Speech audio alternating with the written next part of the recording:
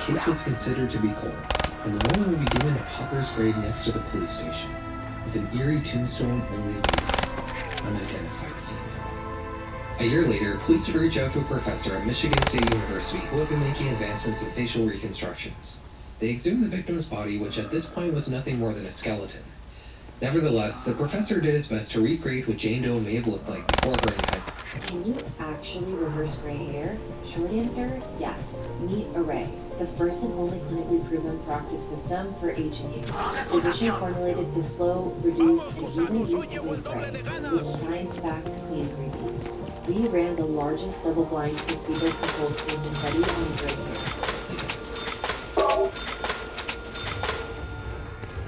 I looked through every entry in ViCap, and this was by far the most unsettling facial reconstruction I came across.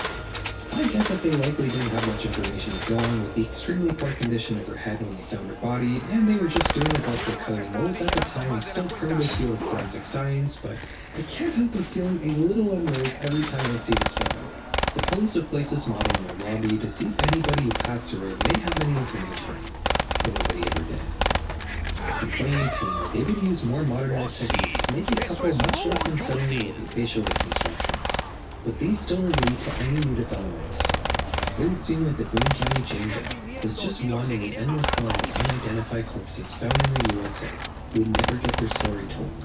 But in 2020, that would change. You see, when they exhumed her body in 1993, police had luckily made sure to extract some of Jane Doe's DNA, and 27 years later, they sent it to a forensic genealogy firm for examination, and just over 1 year later, a match was found. In 1992, the Shinagovsky family in Toledo, Ohio, were dismayed when their youngest daughter Maggie had seemingly vanished into thin air. While alarmed, they weren't entirely panicked. Margaret was about to turn 18, and all 7 of her older siblings had left home in a similarly swift manner around the same age. So why didn't she do the same? As time went on, they heard nothing from her though. The Shinagovskys' concern grew. They found that she had taken nothing from her room, which was messy and didn't look like how someone would leave their space before moving out. Maybe she hadn't just left home and started her life. Maybe something happened to her.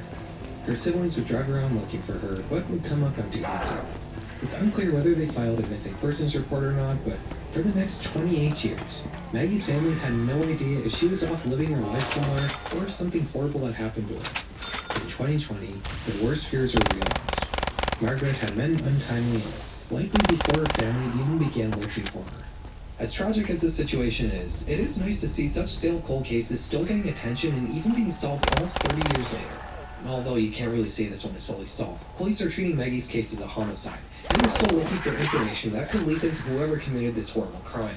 Not every case gets solved because of cutting-edge forensic techniques. Sometimes they get solved because of ViCap. You might be wondering why the FBI decided to make a public version of this program. Well, that's because public interest has been a key part in getting these cases solved, and ViCap is a great way to publicize these mysteries. Our next case, though, believe it or not, was solved in no small part because of Reddit. It's June 26, 1996. Along US Route 58 in rural Virginia, the cars unrelentingly rocket by, each one passing through this liminal space without ever giving it a second thought. A highway is never a destination, it's only a means to get to one. For the occupants of a certain Volkswagen bus, however, this normally transient area would be where their stories would meet an abrupt end.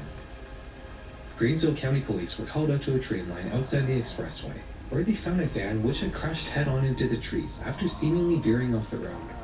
Inside it were 2 young men. They were not wearing their seatbelts. The high-speed collision had taken their lives.